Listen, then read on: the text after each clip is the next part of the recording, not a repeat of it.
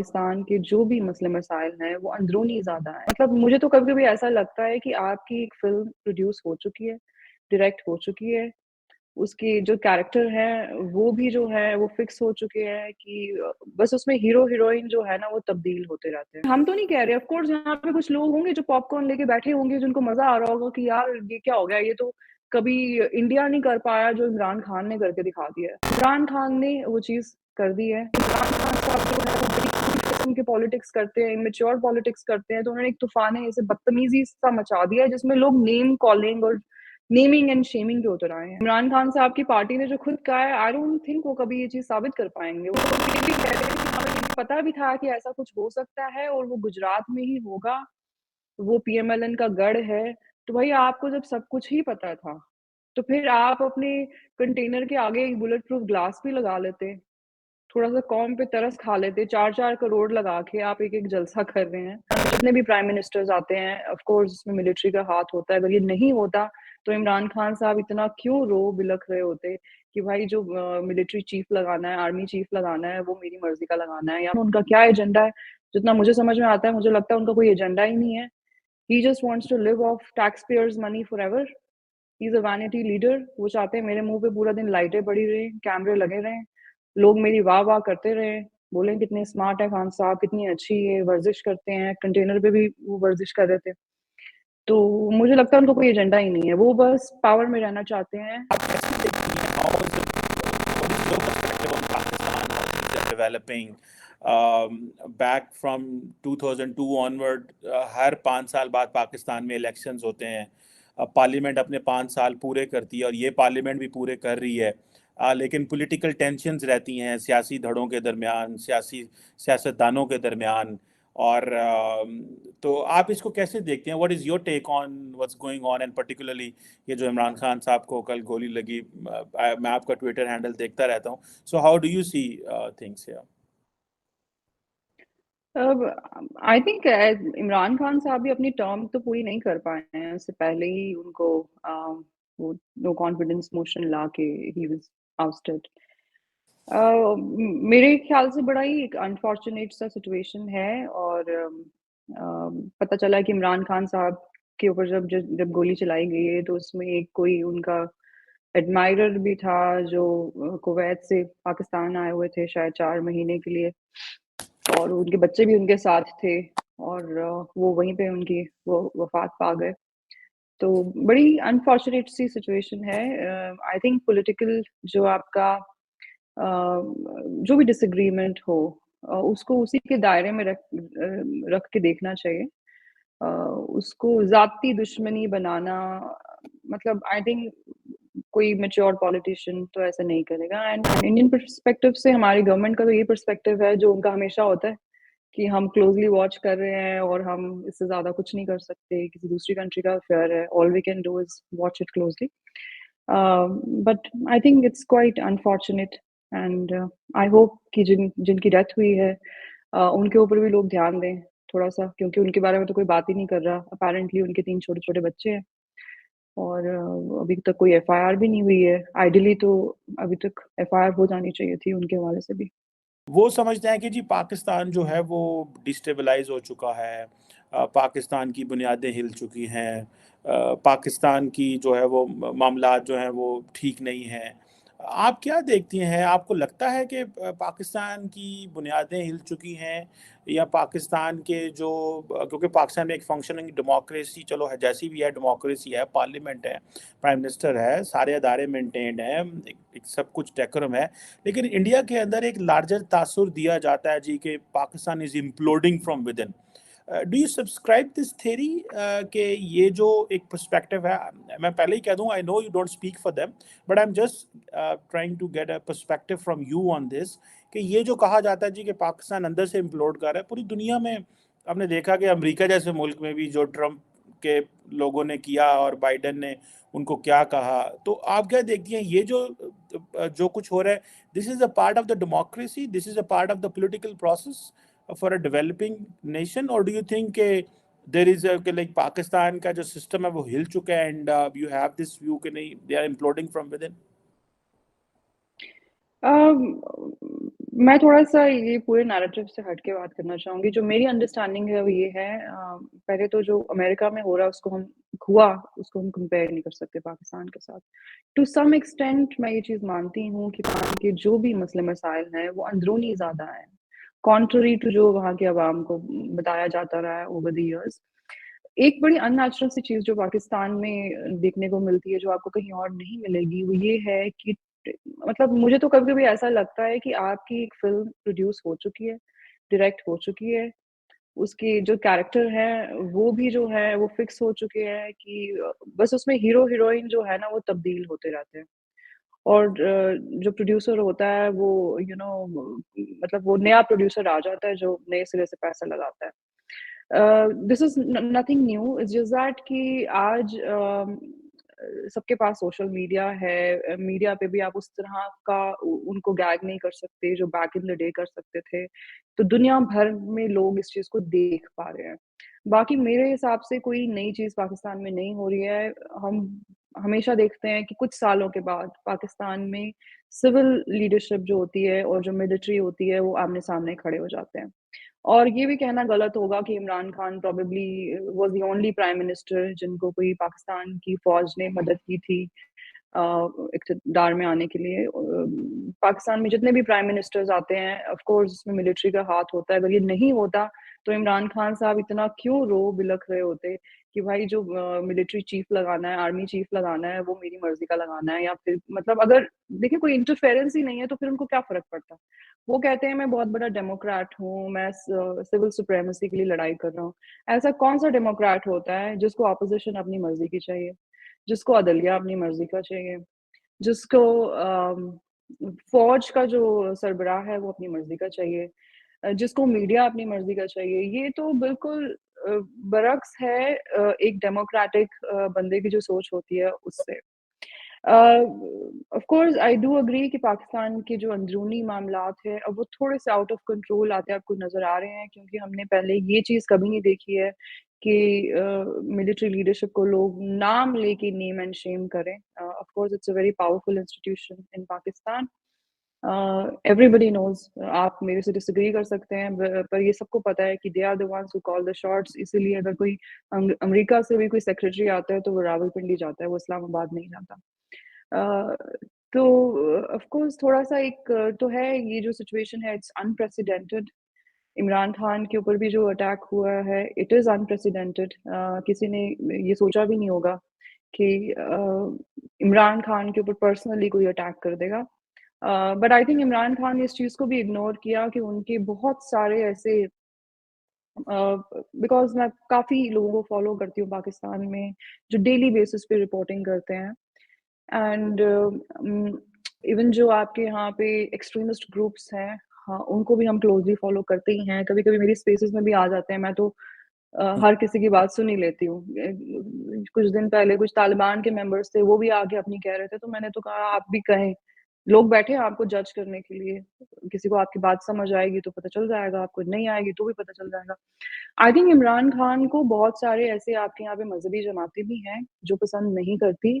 अ, हुआ क्या है कि इमरान खान ने आपकी फ़ौज से वो तशबीह लेके उनकी भाग गया है। अभी तक आपकी फ़ौज ने आपके मुल्क को बता रखा था कि हम सबसे बड़े मुहिब वतन हैं, हम सबसे अच्छे मुसलमान हैं, हम सबसे बड़े गाज़ी हैं। अब इमरान खान साहब को लगा कि मुझे उन जूतों में फिल इन करना है और मुझे बताना है कि मैं सबसे बड़ा जो हाफ़िज़ हूँ पाकिस्तान का। अब ऑफ़ कोर्स जो एक मिलिट्री एस्टेब्लिशमेंट इतने सालों से जिन्होंने एक नैरेटिव बनाया है, जिसमें उन्होंने काम भी किया है, वो ओवरनाइट तो नहीं चाहेंगे कि ये बंदा उनका नैरेटिव हाइजैक करके और he is all over the place. तो मिलिट्री में भी कुछ सेक्शंस हैं जिन्होंने इमरान खान को इतना ज़्यादा सपोर्ट भी किया है कि अब उनको ये भी लग रहा होगा कि अगर ये बंदा फिर से प्राइम मिनिस्टर बन जाता है, तो हमारा जो फ्यूचर है, वो खतरे में आ जाएगा। बट जो आपकी मिलिट्री की टॉप लीडरशिप है, उनको ये चीज़ समझ में आ चुकी है बड़े अच्छे से कि दिस गाय इज़ अ मेगालोमैनियाक। इसको बड़ी ज़्यादा डिल्यूजन्स हैं ग्रैंडियोसिटी की, और ये अगर ये फिर आता है, तो ये फिर हमारे जो मुल्क के रिश्ते हैं दूसरे मुल्कों के साथ, उनको ख़राब करेगा। He doesn't know how to strike the balance, he doesn't know कहाँ पे क्या बात करनी है। वो पता नहीं खान साहब क्या करते हैं, बट आई थिंक वो बिना प्लानिंग के वो कुछ भी बोल देते हैं। That's not how a prime minister of any country, more so nuclear power should behave. तो आई थिंक ऑफ कोर्स वो पाकिस्तान को उस एक सिचुएशन में लेके आए हैं जहाँ से ये तासुर तो आ ही रहा है कि आप लोग जो है इंटरनली काफी अभी इम्प्लोजन वाली स्टेट में हैं। आप देखें, आप आपके खैबर पख्तूनख्वा के वजीर खुद कह रहे हैं कि हम असला लेके इस्लामाबाद पे चढ़ाई कर देंगे। शहबाज गिल ने कितने महीने पहले ये चीज बोल दी थी कि आप ज्यादा जो पंजाबीज हैं हमें ज्यादा ना हड़काएं, वरना आपको पता है केपीके में लोगों के पास कितना असला है। ये तो बड़ी अननेचुरल सी चीज है ना। हमने सब देखा है पाकिस्तान में, बट कभी ये नहीं देखा कि जो कोई लीडर ऐसा आए जो प्रोविंसेस को फेडरेशन के अगेंस्ट पिट कर दे। तो इमरान खान ने वो चीज कर दी है in the race of being perceived as the probably the best मुसलमान और the best गाजी और the best Hafiz of Pakistan. I don't know उनका क्या एजेंडा है। जितना मुझे समझ में आता है, मुझे लगता है उनका कोई एजेंडा ही नहीं है। He just wants to live off taxpayers money forever. He is a vanity leader. वो चाहते हैं मेरे मुंह पे पूरा दिन लाइटें पड़ी रहे, कैमरे लगे रहे, लोग मेरी वाह वाह करते रहे, बोले कितने स्मार्ट है खान साहब, कितनी अच्छी है, वर्जिश करते हैं। कंटेनर पे भी वो वर्जिश कर रहे थे। तो मुझे लगता है उनको कोई एजेंडा ही नहीं है। वो बस पावर में रहना चाहते हैं एंडलेसली जब तक वो हैं। ट्रू, ऑब्वियसली ये एक जिसे कह लें कि your perspective has obviously value, बहुत सारे लोग इसको इस लेंस से देख रहे हैं।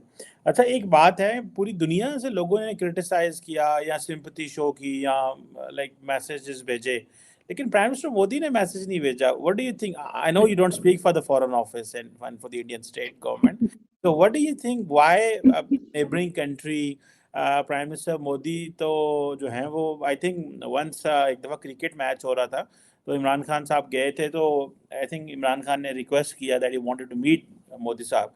तो ज़ाहिर बात है मुलाकात भी हुई। तो why there is no such statement? क्योंकि कभी उनके दौर में मुलाकात नहीं थी, उन्होंने कहा मैं तो जानते ही नहीं इमरान खान को, या कि as a prime minister he never met Imran Khan, I think. तो आप इसको कैसे देखती हैं? Why there is no statement from the prime minister Modi for such, जैसे पूरी दुनिया से आई है, व्हाइट हाउस ने भी कहा है। देखिए, प्राइम मिनिस्टर मोदी ने पास्ट में कुछ स्टेटमेंट्स दी भी हैं। कभी भी पाकिस्तान में कोई बड़ा इवेंट हुआ है, पॉजिटिव हुआ है, नेगेटिव हुआ है, उन्होंने स्टेटमेंट्स दी। पर जिस तरह का रिएक्शन पाकिस्तान की तरफ से आया है पास्ट में, उन्होंने मेरे ख्याल से जब इमरान खान साहब वाज डायग्नोज्ड विद कोविड, तब भी प्राइम मिनिस्टर मोदी ने उनकी आदत के लिए एक ट्वीट पोस्ट किया था। फिर शिरीन मज़ारी साहिबा ने कहा ऐसे बंदे की तो हमें चाहिए ही नहीं, ये कौन होता है हमारे कप्तान के हाल चाल पूछने वाला।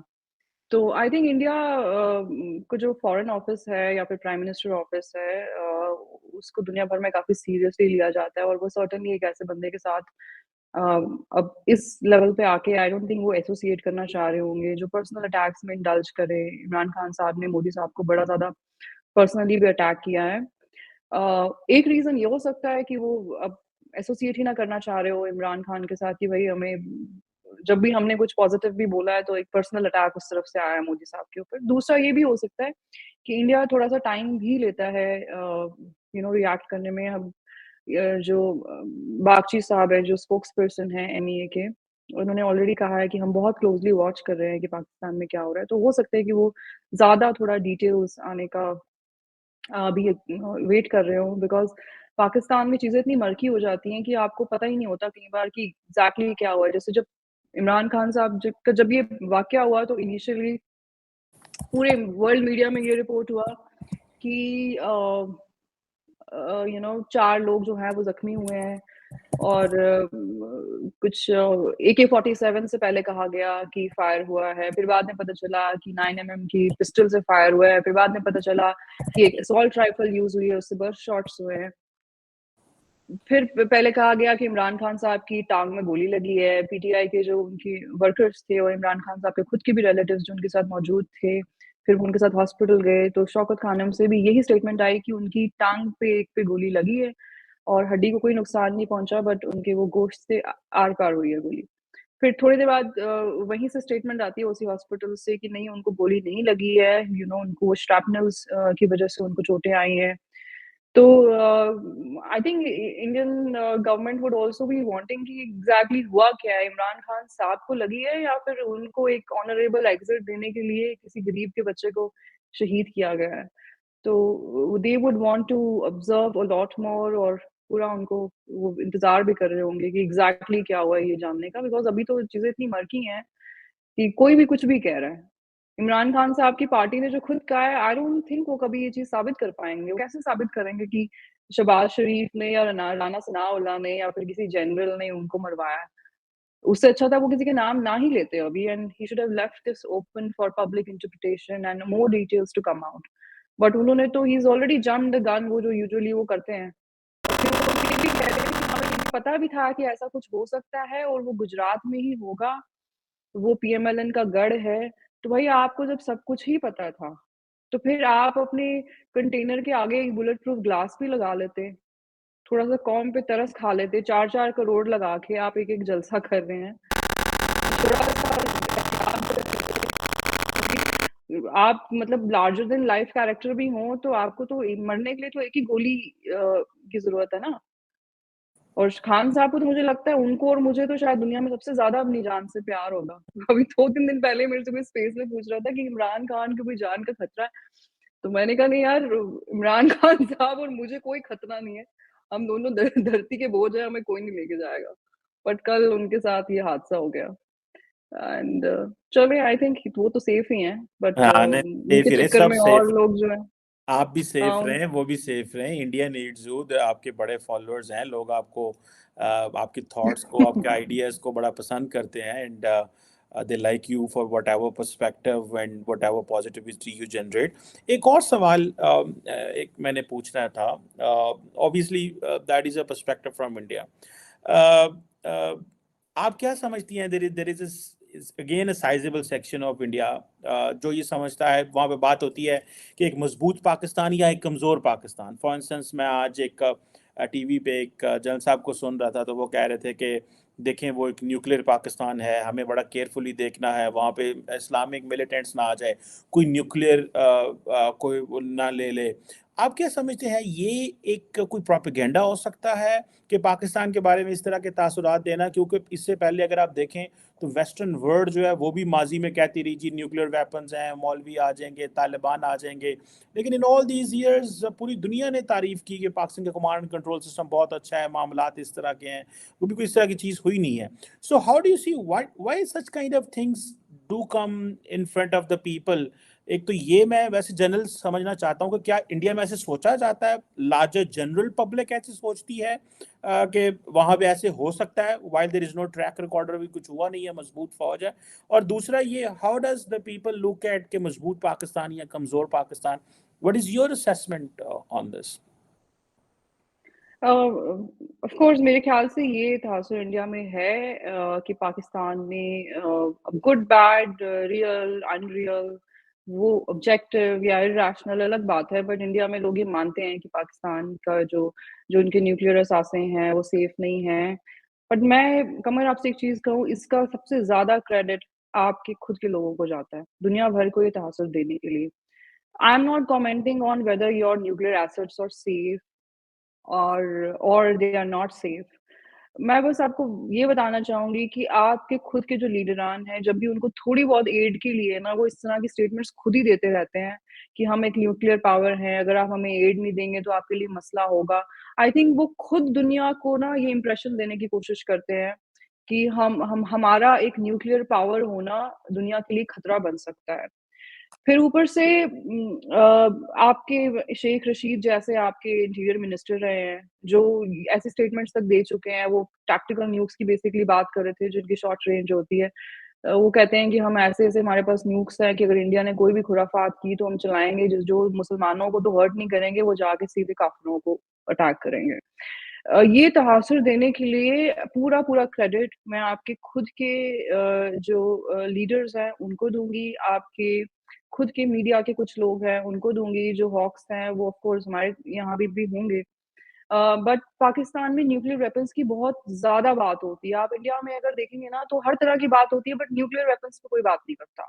बिकॉज़ हमने शुरू से एक इम्प्रेशन भी यहाँ पे यही है, और ऑफ कोर्स हमारी जो गवर्नमेंट है, वो भी इन चीज़ों को लेके वो इसकी सेंसिटिविटी समझते हैं, कि जब आप एक स्टेटमेंट देते हैं, तो फिर इट इज़ फॉरएवर। जिस दौर में हम आज रह रहे हैं, आप आज कुछ बोलेंगे, आप उसको 8 साल बाद मिटा नहीं सकते। What is on internet stage on internet forever.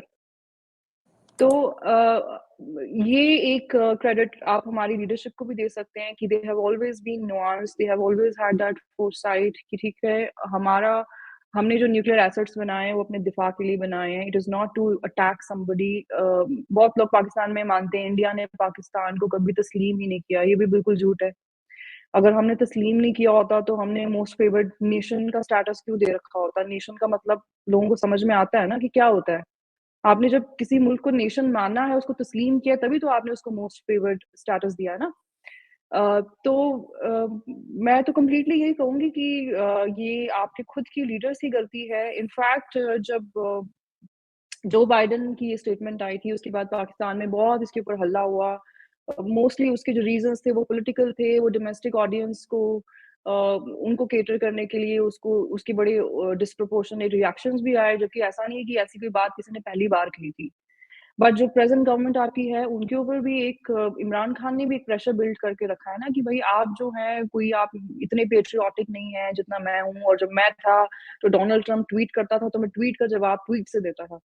ये वो इस तरह की इमैच्योर पॉलिटिक्स वो करते आ रहे हैं, एंड अनफॉर्चुनेटली उनके बायर्स बड़े हैं जो उनके नैरेटिव को खरीद रहे हैं आज भी, जो एक्चुअली समझ रहे हैं कि ये कोई मुहिब वतन होने का ये सबसे बड़ा पैमाना है कि आप ट्वीट के बदले ट्वीट कर दें। तो उसमें मुझे लग रहा है कि आपकी जो कौम है उसका बहुत ज़्यादा नुकसान हो रहा है, और उस इनफैक्ट उस जो बाइडेन की स्टेटमेंट के बाद आपने डिमार्च कर दिया, सब कुछ कर दिया, उसके कुछ दिन बाद फिर से शहबाज शरीफ साहब की एक स्टेटमेंट आई कि हम एक न्यूक्लियर पावर हैं, और हमें इस टाइम पे भी ज़रूरत है कि हमें जो हमारी जो फ्रेंडली कंट्रीज़ हैं या फिर जो वेस्टर्न ममालिक हैं, वो हमारी मदद करें। तो यार ये तो आपको खुद सोच के चलना पड़ेगा ना कि हम दुनिया को क्या इंप्रेशन देते फिर रहे हैं। हम बार-बार अब अपने न्यूक्लियर ट्रैजेक्टरी को क्यों आप उसको रेकअप करते हैं? उसकी कोई ज़रूरत ही नहीं है। There are too many other ways to seek help from friendly countries. आप उसका ह्यूमन जो एंगल है, उसको आगे लेके आ सकते हैं। ज़रूरी नहीं है ना कि आप हर टाइम न्यूक्लियर एसेट्स की बात करें। And I must tell you, India में एक ये भी इंप्रेशन है, आप मेरे से डिसएग्री कर सकते हैं, कि यहाँ पे हम ऐसा भी समझते हैं कि पाकिस्तान आर्मी से किसी को न्यूक्लियर वेपन्स लेने की ज़रूरत ही नहीं है। पाकिस्तान आर्मी के बीच में खुद में एक सेक्शन मौजूद है व्हिच कैन गो रोग। इसका क्रेडिट भी आप अपने लीडर्स को दें। ये आपके खुद के पीटीआई के लोग ही कहते रहे हैं ना कि इमरान खान, ये शहबाज गिल जो जेल रह के आए, इसी स्टेटमेंट की वजह से रह के आए ना, उन्होंने खुद ये बात कही कि हमारी फ़ौज में खुद के जो नीचे रैंक एंड फाइल हैं, वो जो है वो हमारे साथ है। अगर कभी ऐसी बात आ गई तो वो तो हमारे साथ हो जाएँगे। तो हम इमरान खान को देखते हैं एक शिद्दत पसंद शख्सियत के तौर पे कि वो मज़हबी बातें करते हैं। वो आए थे एक बड़ी लिबरल वॉइस के तौर पे, वो पहले कुछ और बातें करते थे, फिर जब वो इक़्तिदार में आए तो वो कुछ और बातें करने लग गए। तो जो लोग उनके साथ हैं वो भी बड़े मज़हबी होंगे। तो अगर उनके साथ एक सेक्शन है जो उनके साथ एम्पैथाइज़ करती है फ्रॉम विदिन द आर्मी, और इमरान खान खुद ऐसी बातें बोल चुके हैं कि अगर मैं पावर में नहीं आता तो आप हम पे एटम बम गिरा दें। अब वो कहते हैं कि आप मार्शल लॉ लगा दें। कौन-सा डेमोक्रेट होता है जो ऐसी बात करता है? मैंने तो किसी डेमोक्रेट को आज तक नहीं देखा जो कहता है कि मुझे कोई फ़र्क नहीं पड़ता अगर आप मिलिट्री कू कर दें। तो जो उनके साथ अगर एक सेक्शन सच में मौजूद है पाकिस्तानी फ़ौज में जो उनके साथ एम्पैथाइज़ करती है, तो फिर उनसे बड़ा मुल्ला और मौलाना कौन है? आपको टीटीपी की तो ज़रूरत ही नहीं है। ये इंप्रेशन भी तो आपकी खुद की कंट्री से आया ना। ये हम तो नहीं कह रहे। ऑफ़ कोर्स यहाँ पे कुछ लोग होंगे जो पॉपकॉर्न लेके बैठे होंगे, जिनको मज़ा आ रहा होगा कि यार ये क्या हो गया? ये तो कभी इंडिया नहीं कर पाया जो इमरान खान ने करके दिखा दिया है। बट आई थिंक थोड़ा-सा इसको ये बैकग्राउंड के साथ देखने की ज़रूरत है कि ये पहली बार नहीं हो रहा है। ये पहले भी हो चुका है। सिविल लीडरशिप, मिलिट्री लीडरशिप आमने-सामने है। जस्ट थोड़ा-सा डिफरेंस ये है कि इमरान खान साहब जो है वो बड़ी क्रूड किस्म के पॉलिटिक्स करते हैं, इमैच्योर पॉलिटिक्स करते हैं, तो उन्होंने एक तूफ़ान ऐसे बदतमीज़ी सा मचा दिया है जिसमें लोग नेम कॉलिंग और नेमिंग एंड शेमिंग पे उतर आए हैं। अदरवाइज़ कुछ नया नहीं है, मेरे हिसाब से तो कुछ नया नहीं हो रहा।